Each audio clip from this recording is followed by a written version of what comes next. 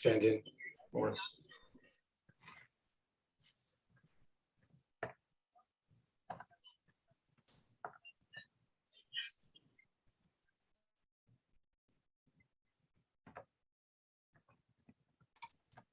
Okay, Madam Chair, we are now live.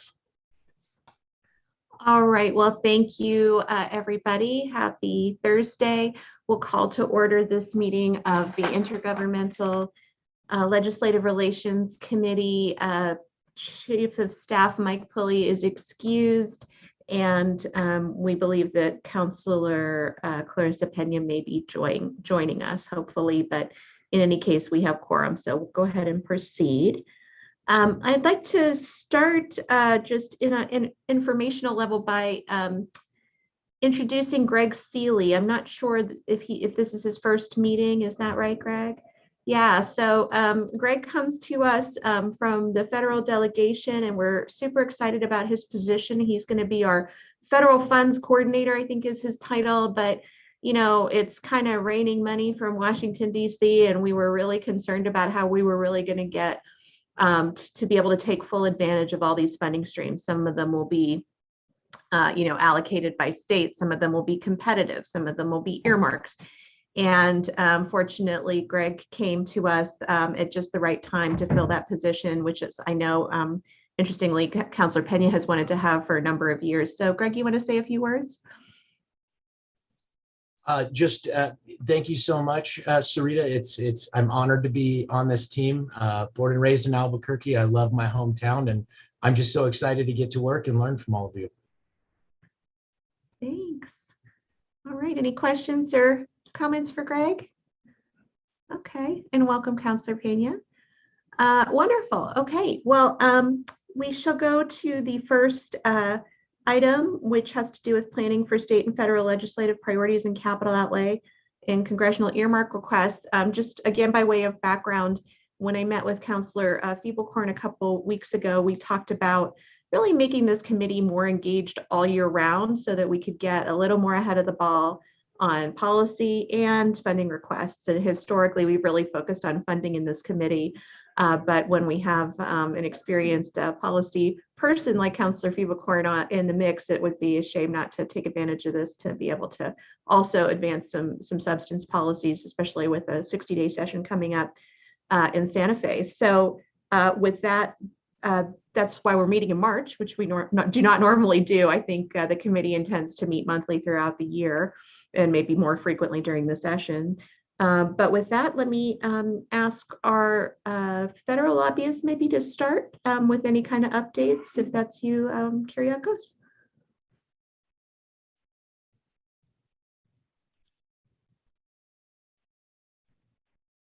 Sorry about that, Sarita. Thank you for, Madam Chair. Thank you for the introduction. I know John is having some technical challenges, but getting on as we speak. So as you mentioned, updates from DC. Currently, we're in the throes of FY23 appropriations. The budget is scheduled to be released here in the next week or so. And pardon me, hold on, I've got some background noise here.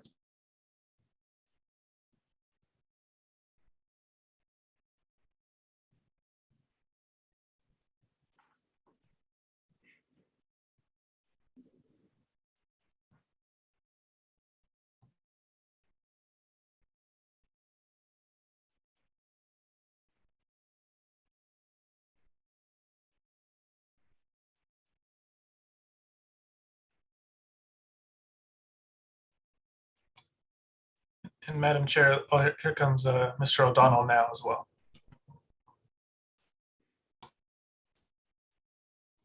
All right, thanks, Julian.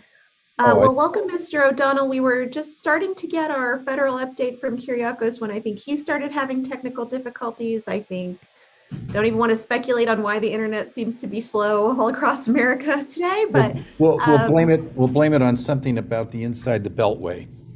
Okay, all right, that sounds good. But if you wouldn't mind kicking off our federal legislative priorities and congressional earmarks conversation.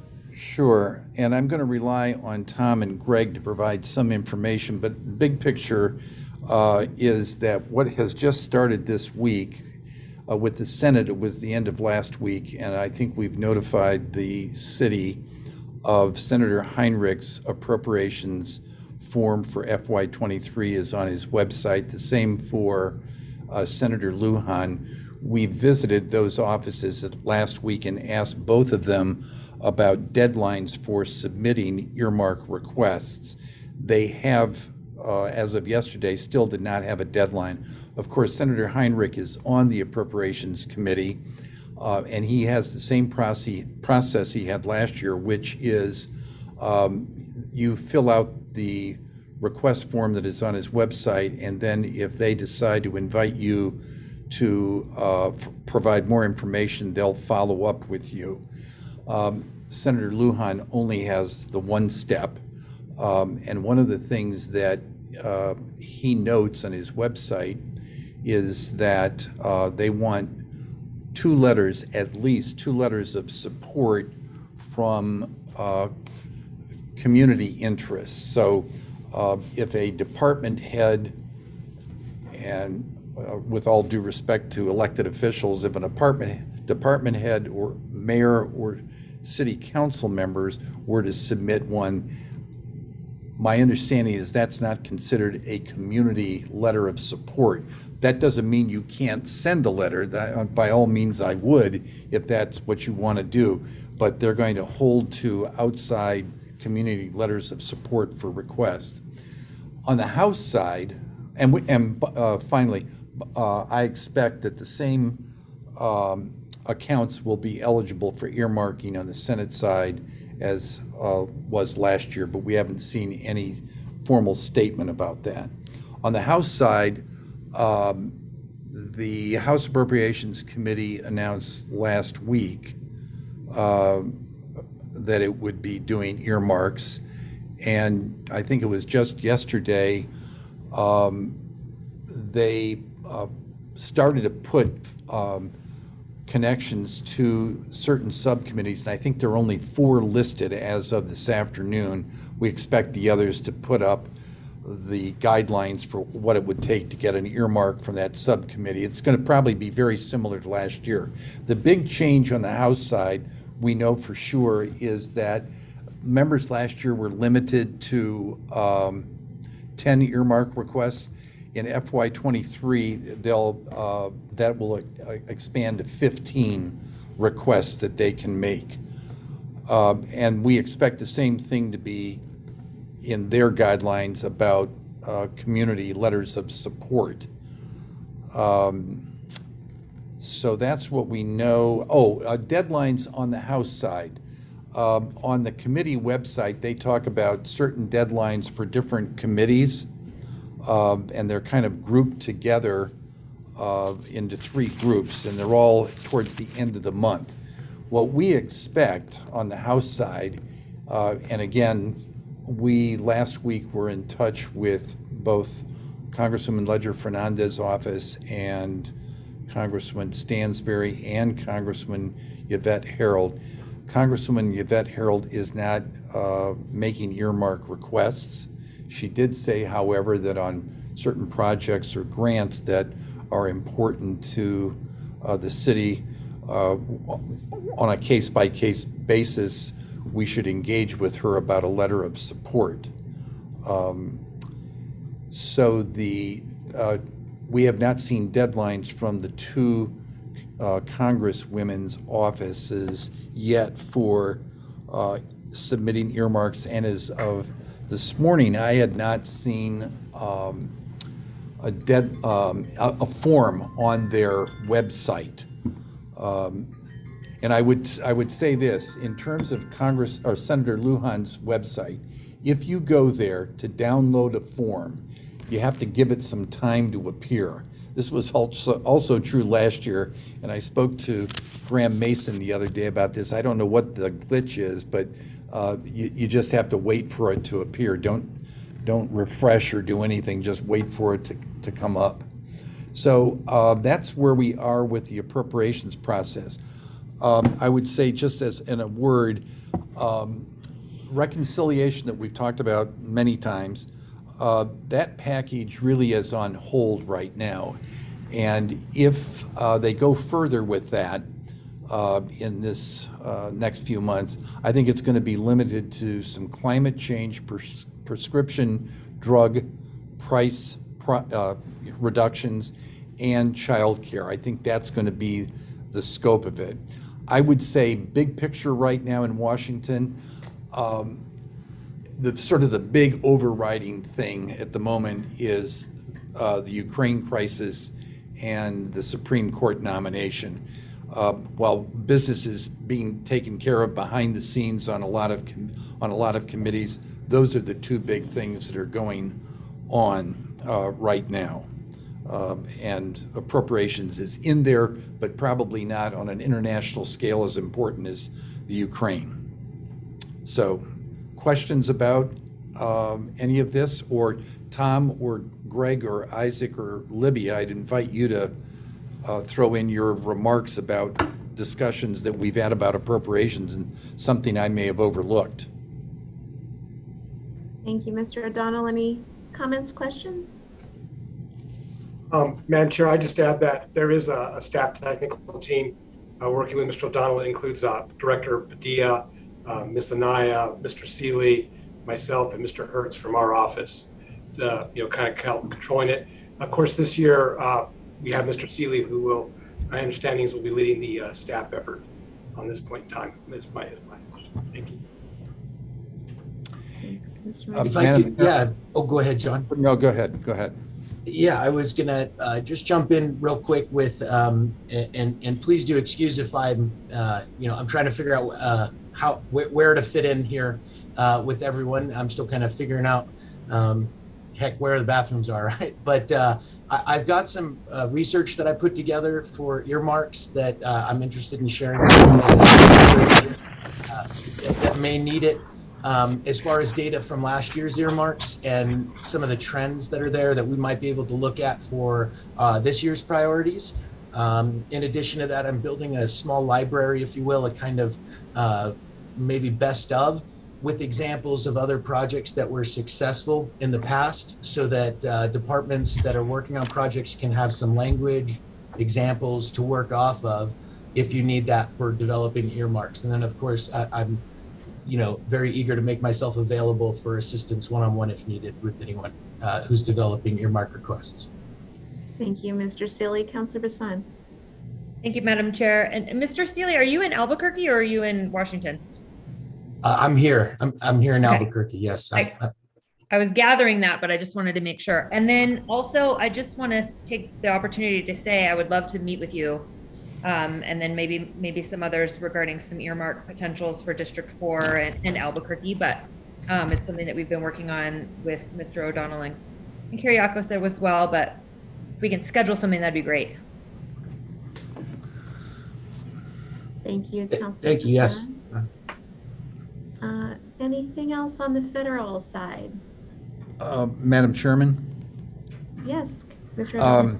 I finished just before this session, and maybe I'll save Greg some time, or maybe he's already done it, but I did do a summary of what the earmark profile for New Mexico looks like, or looked like, for FY22, and there were a total, I'll send this to all of you, but there was a total of 76 earmarks requested by the congressional delegation, and that number represents about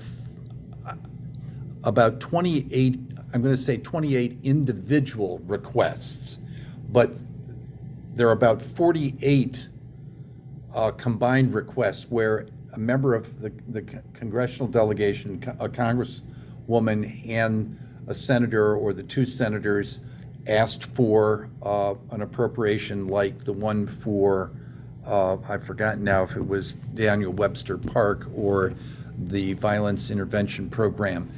But I've broken down where the most number of earmark requests were in the Transportation and HUD bill. There were 19. Labor and HHS, there were 14. The Agriculture Subcommittee was 12. Commerce, Justice, Science, 10. Financial Services 7, Interior and Environment 5, Homeland Security 3. So I'll provide all this information and the program accounts, and Greg, I will get this information to you too. But it sort of gives us an idea of where the delegation went when earmarking. And I also have numbers that go along with this, but I haven't put them into the report yet. The individual earmark requests and how much they were for, but I will get that information to you. Thank you, Mr. O'Donnell. Anything else on the federal side? Okay, Councilor Fiebelcourt. Thank you, Madam Chair. I just had some questions around the process that we're using for federal priorities. And pardon me, I'm new. I'm trying to get my head around this. I know that this group worked together on a federal priorities list that was then passed through City Council. But it's my understanding that that's not the list that's being used for our federal priorities from the city. And so I asked Mr. Minicucci to just help me understand what's happening. I'd like if he could give us a little overview of how the process is working or not working, and so we can have a conversation around how to make it better for next year. Thank you, Councilor. Mr. Minicucci. Yes, Madam Chair. So what's occurred is that we have an ordinance that says that you have to have federal, by the beginning of the year, the City Council will adopt both a state priorities and a federal priorities bill. However, as we're getting more into getting more involved with the federal government and both the cities pursuing more competitive formula grants, preparing to do that, and also the earmark process, we're finding out that the way the federal government disperses money may not be conducive to having an annual priorities bill. And so this is what has happened, is that we pass a biannual priorities bill in usually December, early January. The city begins assembling that probably, I know on the council side, we start doing it back in October and seriously in November. The administration side, I don't know exactly when they bring it in, but we eventually get our priorities together and they adopt it. The problem is that when you do, the federal earmarks are due after we do our federal priorities bill. They're due in, I guess, well, they'll be kind of around April, May. I guess we're learning, it's only 2 years now. And as we go forward with federal earmarks, we're learning that somehow you have to kind of adjust your federal earmarks to both what the committees that are going to allow for federal earmarks, what their rules are for what they'll accept, and also kind of what are the goals of our legislative delegation? What are they willing to pursue forward? So it's kind of hard in June or in November, December to kind of know that information. So it's not always, so this year though, there may be some federal earmarks, some of our priorities might be some of our earmark requests. There might be also, and there could be a number of them that are not in our federal priorities list because we learned a little bit more about what or came from our priorities list because we learned a little bit more about what the delegation wanted. So I think there was a question as to that won't always align, or it may not either, at least only half align. The second issue is that we learned that with the competitive and formula grants, a lot of the notice of funding announcements come out in spring is what we're learning. And a lot of them are coming out now, but we pass our priorities before then based on what we need to know. But the notice of funding isn't, of course, based on what they think Albuquerque needs to know. It's on what they see as national needs. So the notice of funding, there may be programs that just don't, the grants may not have a lot of our priorities, programs for our priorities. So we can't apply for our priorities, or grants that come out, they may come out with a program that wasn't our priority, but once the city saw that what the grant was for, they go, well, that would be helpful. Let's put a grant in for it. So in the end, we may end up doing a lot of grants we may not put in for a lot of, at least from the project's perspective, for earmarks and formula and competitive grants, a lot of grants that are not reflective of our priorities. So the question has become, is that format of having an annual priorities bill the right format for the federal government?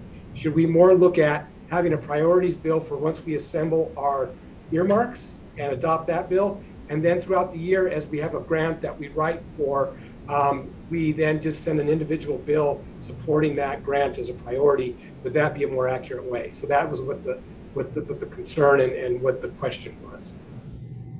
Thank you, Mr. Minicucci. And if I can just add, I think we've solved for maximum flexibility in doing this for the past at least 4 years, but also sort of striking while the iron is hot. So I think Daniel Webster Park is a perfect example. It's a great project, super cool, inclusive park.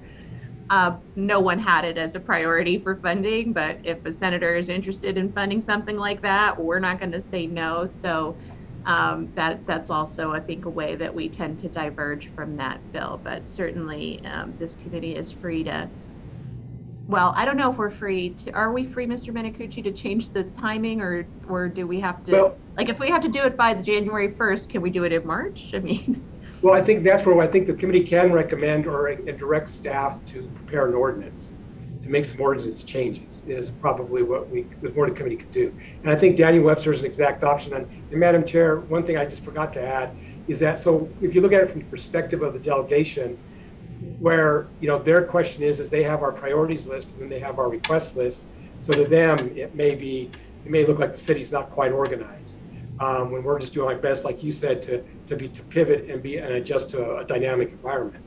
So again, that's the question on, and Daniel Webster being a good example. We want to be responsive to, particularly, I think that was a strong request of one of the senators, is my understanding, and a strong desire for that, and we want to be responsive to that. So this would give it. So I think the question would be is, it might require that some ordinance that the committee through the next couple of months kind of work on some solutions and then look at some amending the ordinance. Because the ordinance is kind of a very basic written ordinance, doesn't give a lot of flexibility. Thank you, Mr. Minicucci. Mr. O'Donnell, I see you have your hand up. Yes, thanks, Madam Chairman. A couple of things that Tom mentioned and Councilor Feeble-Corn sort of addressed in her question. I've always said, and this has been my history ever since we've been doing earmarks, is Albuquerque would be really well served, and I think Tom made a point that is valid, but my point is, if you could actually start looking at the federal program in October and November, and what we run up against every year with the federal program is that once you hit middle of November, the holiday schedule and then the state legislative schedule overtakes and pushes the federal agenda to the back burner. And Madam Chairman, that's why I expressed several times this past year in 2021 how, and I think in late 20, how appreciative Kyriakis and myself were of being included in these IGR meetings, because it really gives us a chance to interact with you and discuss some of these fine points about the federal program. But my text is, if we could start earlier, that would be a big plus. I don't think you have to worry too much about what federal program accounts are going to be eligible for earmarking.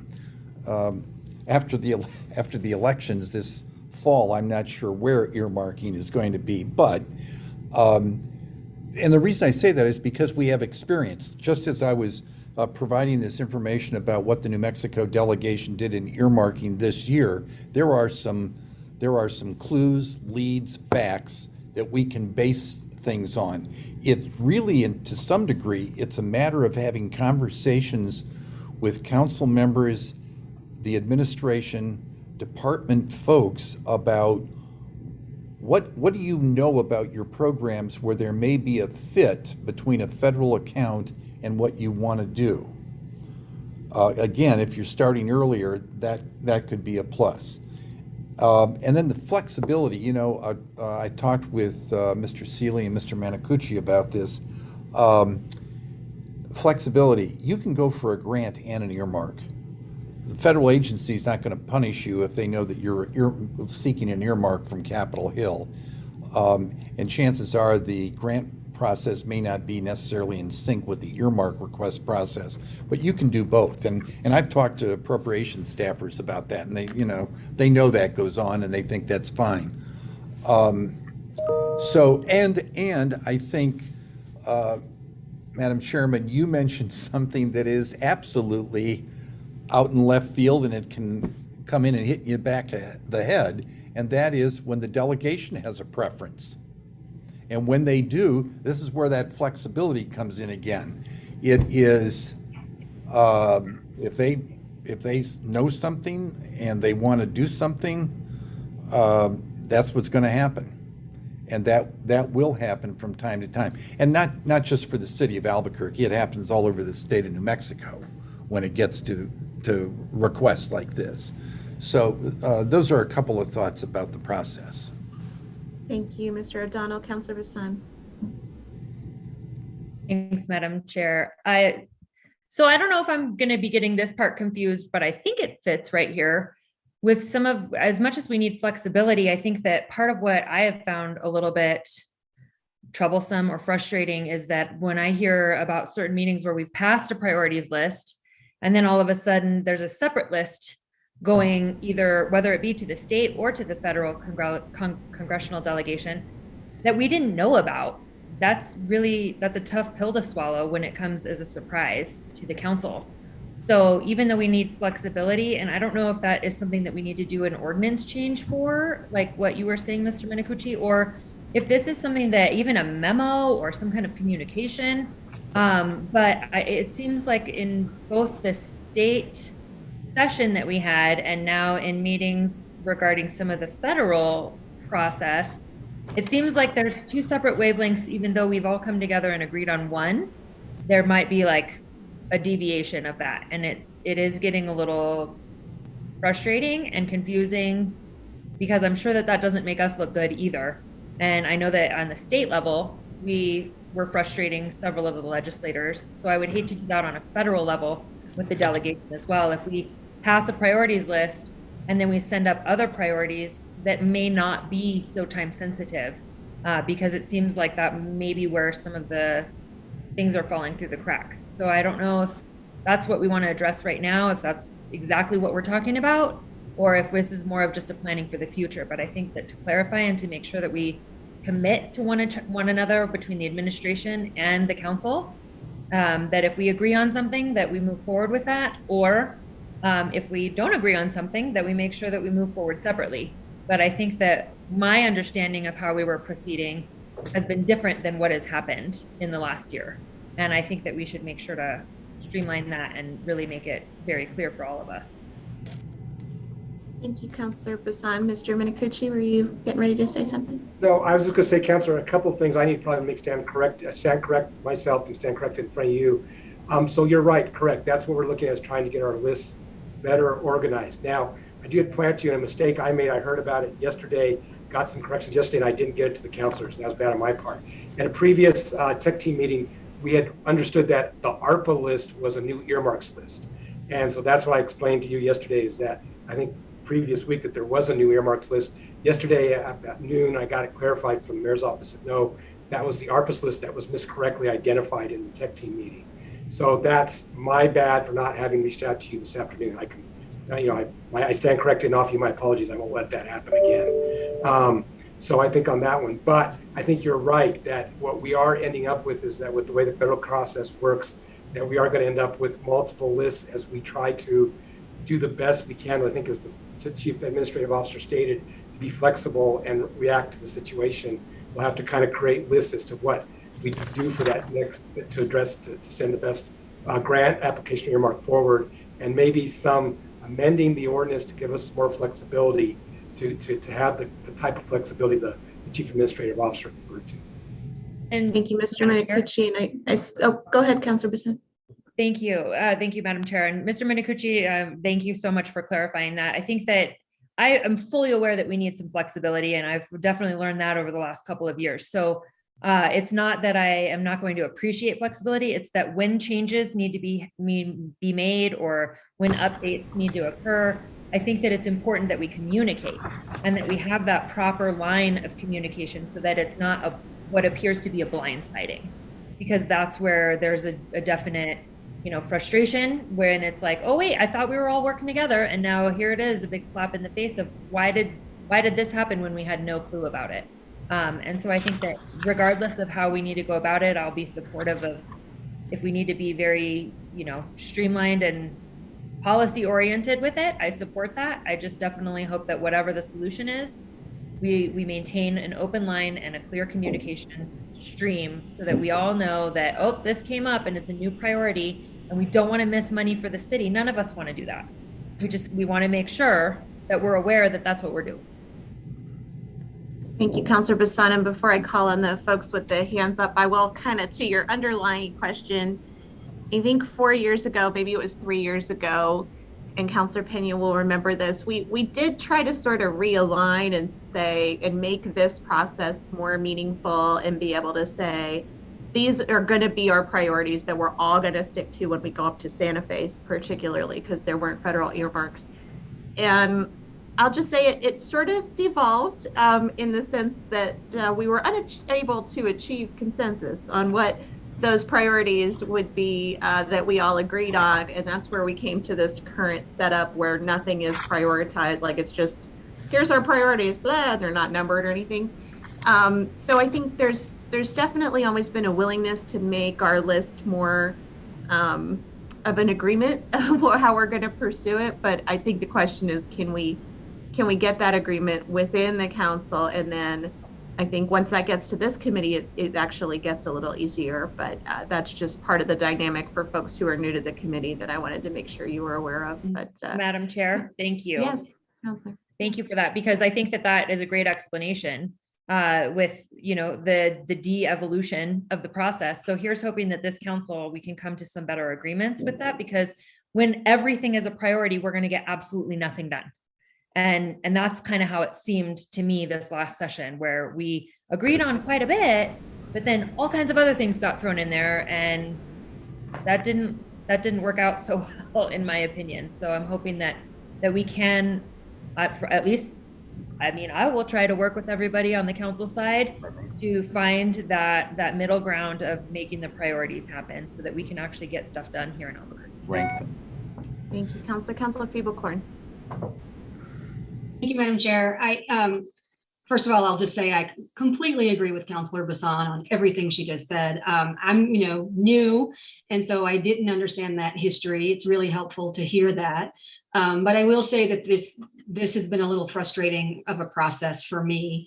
I do think that there's two things that I would recommend that we do to try to help this along. One, I've already talked to you about and talked to other folks about. I think we should meet more regularly throughout the year so that the folks on this team are more up to date on what each other is doing, and there's more of a relationship building so that we don't have those kind of big picture surprises.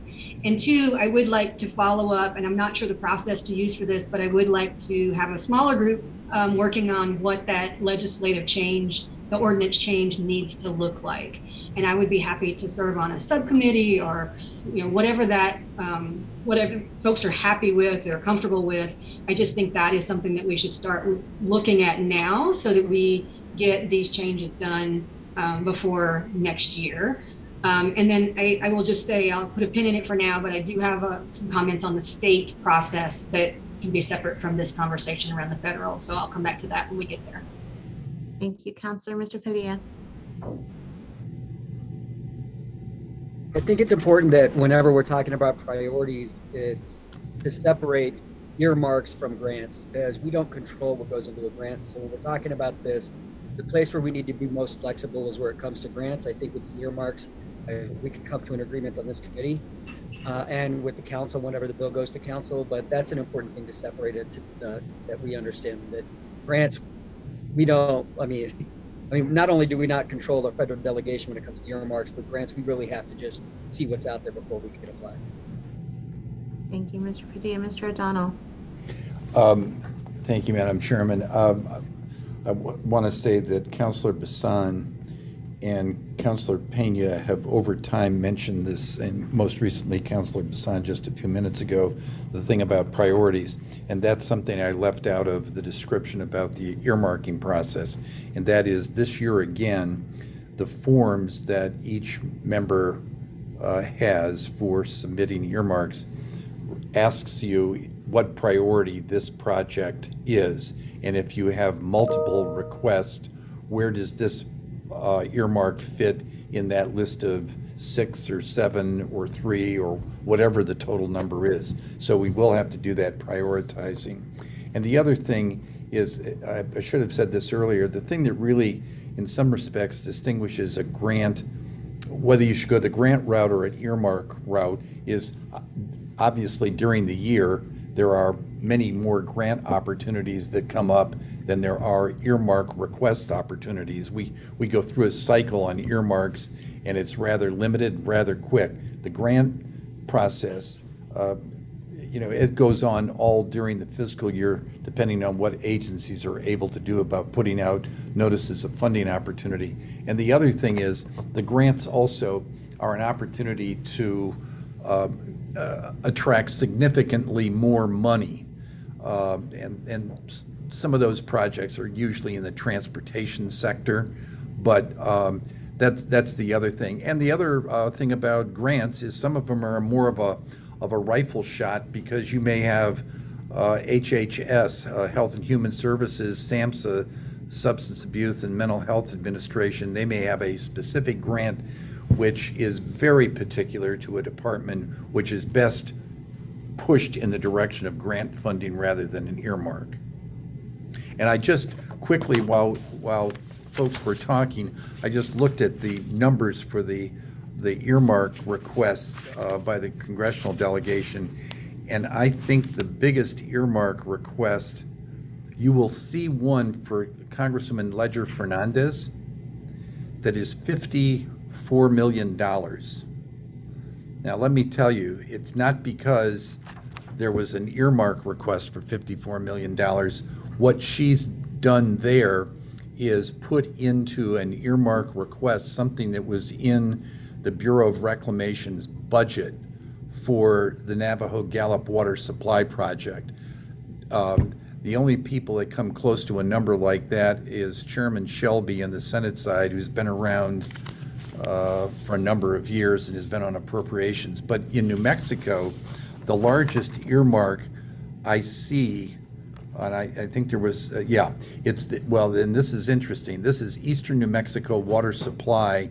The Ute Reservoir was $9.6 million, and that was under the Bureau of Reclamation too, okay?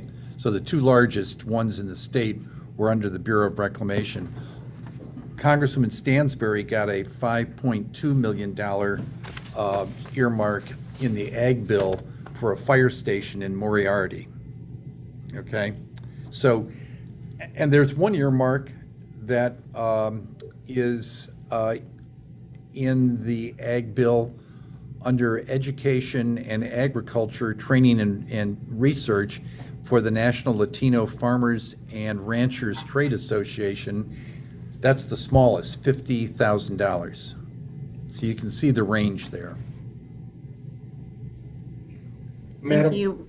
Madam Chair. Yes, Mr. Minicucci. I apologize. And so sorry if I may follow up. I think following up on what Mr. Padilla said, and then kind of a little bit what Mr. O'Donnell says, I think Mr. Padilla follow up. Yes, I think that's what he's proposing. I think would help us also address the issue of having too many priorities.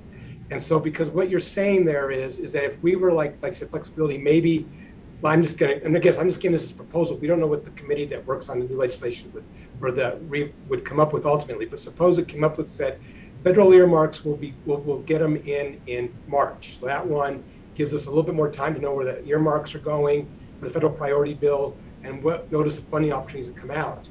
That then allows us to go ahead, and we know that specifically when the administration looks at its priorities, when the counselors each look at their priorities, right there, that kind of focuses them on your asks have to be specific to what we think the delegation wants to see in earmarks and what the notice of federal funding requests are out for this year. So that right there would bring that list down, and that's one way to look at it. Because you are correct, during the years, as I know through Councilor Pena's leadership, and I think in your leadership, we've worked very hard to try to get the system in place, but whenever there always tends out to break open kind of a race to the top of who's going to get the most priorities in. And we've had lots of situations to handle, including instances where we've had people kind of try to fit 3 priorities into one priority.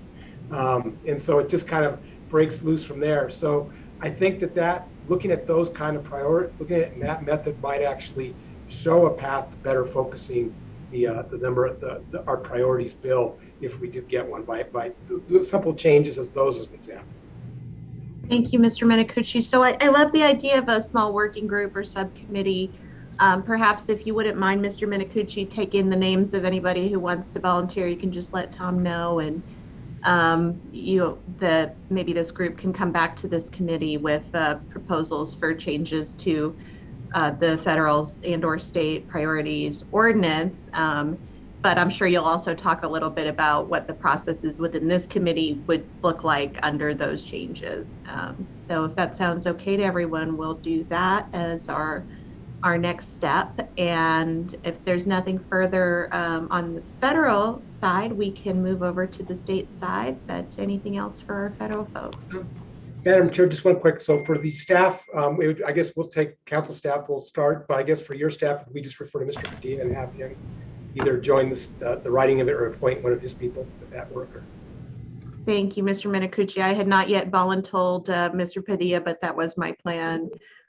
So yes, Mr. Seeley. Thank you, Madam Chair. I was going to just quickly express the point that while I am coming to you as hopefully to bring expertise to the federal side, what the offices will be sending these requests are looking for and how to help us be successful there. I am definitely not an expert on here on the city side, so I do want to make sure I'm deferring to our excellent Gov Affairs team and to Director Padilla to help guide me in how how the interactions will be done on our side. So please do, keep your lines of communication through our Gov Affairs team as you would. Thank you. Thank you, Mr. Seeley. Councilor Pena. Thank you, Madam Chair. Just want to say that I really appreciate all this conversation. It is hard when you have new voices come to the table, and then we kind of the challenges that we've kind of had, and then we know that there are a little bit of some ongoing challenges, but I think this discussion is headed in the right direction. As you all know, for the federal side of it, what we used to do is many years ago there were only earmarks, and then it went from earmarks just to grants. And so kind of when I came into the IGR, when I was elected, we actually were still doing our ordinance towards earmarks when it had already evolved to grants many years prior. And so just really working through this, and this is kind of the next phase of still trying to work out the kinks in it. So as we went through that process, we actually redid our ordinance to focus on grants, because that's all there was anymore. So we really had to reprioritize, figure out like what our priorities were, and our priorities had to fall within the buckets at the federal level as to what those opportunities were, right? And so we finally got to that place, which was really good. And then what was it, John, last year, the year before, it actually switched to now earmarks again and grants. So, I think this is really helpful. The earmarks, I think, as John and everybody was describing, it's really important. But sometimes, even though we do priorities, we will have our federal delegation say, hey, well, we kind of want this to be the priority, right? So then we have to be able to adapt to that, because if they're not going to give us for this one specific project, and they think that, they would all like to contribute to one, we have to be able to have that flexibility, because the money isn't as big as the grant opportunities. So as we fine tune our grant opportunities, one of the things that we did is we actually started to develop priorities within IGR, and we said, okay, we're going to go back and ask our colleagues to come up with a list of, I'm going to give the example of 3. I could be incorrect on the federal part of it, but each one of us give 3 priorities.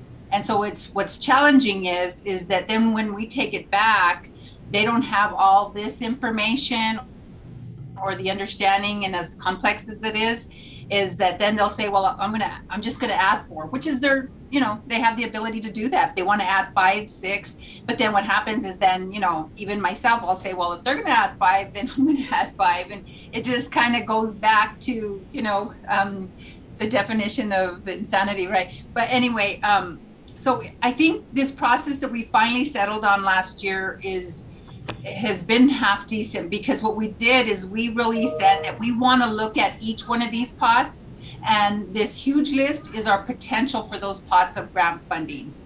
And when we do that, it really gives us that flexibility to have a whole host of priorities for the particular grant part of it, and then we can actually plug those into to areas of the federal government where there's those grant opportunities.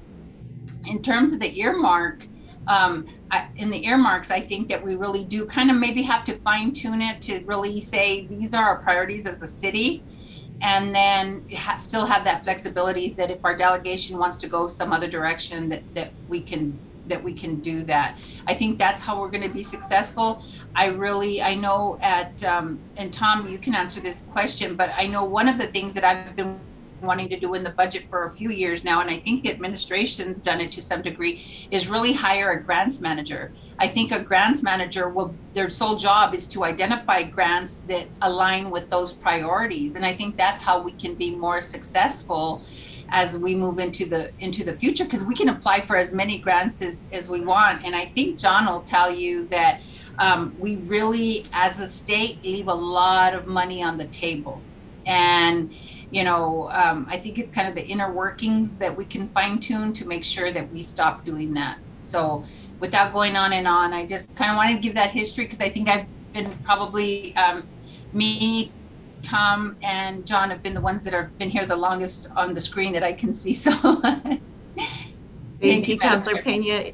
And I think you were trying to dial in when we introduced Mr. Seeley, but he is the federal funds coordinator, so he is going to fill some of that void. And I did acknowledge when we introduced him that this is something that you've been asking for a long time. So hopefully you'll get to visit with each other. I also want to acknowledge the great work that your former policy analyst, Nicole Taylor, and her shop have been doing on contract. And Greg showed me some of that work product, really wonderful. I think both of those resources will help us maximize some of the money that we have historically left on the table. Mr. O'Donnell, maybe you can close out this agenda item for us. Go ahead. I will, by saying we have an immediate need to get earmark information, select them, prioritize them. So I didn't want to leave this conversation, because in the next, I would say between now and maybe the beginning of the fourth week of April, we really need to be putting together the information. And since the two senators have their form on their website, that's a signal that now is the time to start providing that information. Finally, I'll close it out by saying I really appreciate the work that has been done by last year's Intergovernmental Relations group and what you're doing now. This is a big step forward, and I really appreciate the work that was started by Councilor Pena, what Tom Manacucci, Isaac, and Libby have contributed. And Madam Chairman, I thank you for your efforts, because I appreciate those. In trying to get this federal program, it's been synchronized, it's getting more perfection. That's the way I'm going. Sounds good. Thank you, sir. Let's move on to our next item, as Bianca has been waiting patiently to give us the report on the state of the special session. And please go ahead, Bianca. Well, I'll keep it very brief. So thank you, Madam Chair. Special session starts on the 5th, and it's expected to last 2 days. I was told earlier today that members are being told 12 hours, but we'll see if that actually happens. Right now, the only two items on the agenda is what we've been seeing in the news, and that's to revive that vetoed junior money, and then the some type of tax relief at the pump for New Mexicans. They did talk about possibly reviving the judicial salary increase, but I don't think that's going to happen. And I've spoken to both Democrat legislators, Republicans, and they all have said the same thing. It'll be the junior bill and some type of tax relief. Thank you. Thank you. Any questions, comments on that side of it? Okay, any other business? All right. Madam Chair, Well, yes, or go Madam ahead. Chair, I think also, if the council wants to, I think we also had some discussions. We wanted to discuss the state process if there's time. If not, if we need to schedule that for another meeting, please let me know, because that could be a little lengthy also. Yeah, I think maybe if this working group wants to think about, I mean, to me, I'm kind of a straightforward linear person. To me, it's like a list of priorities and there's like 3 columns and you check state, federal, earmark, federal grant, and you just kind of go along your way as opposed to doing all separate processes. But certainly I think this working group should be looking at both of those ordinances and then the processes for both. And then maybe at the next meeting can discuss the next steps forward. Thank you for that reminder. Councilor Feeblecorn. Thank you, Madam Chair. I was just going to ask if we could have this conversation around the state process at our next monthly meeting. I agree that a lot of the process conversation can happen in the subcommittee, but I do think that it's worth a called out special conversation, and that could be at our April meeting. Thank you. That sounds great. I will say that you all can do that rather than we, because this will be my last meeting. I would just like to thank everybody for all their work on this committee. I am not sure who the mayor will ask to serve in this role, so we'll keep you posted on that. Also, didn't get a chance to do this at the full council, but really wanted to thank council staff for all of their support and everything over the years. Tom, Julian, Joe, Jeff, and I think I saw Elaine and Laura on the participants listening in earlier.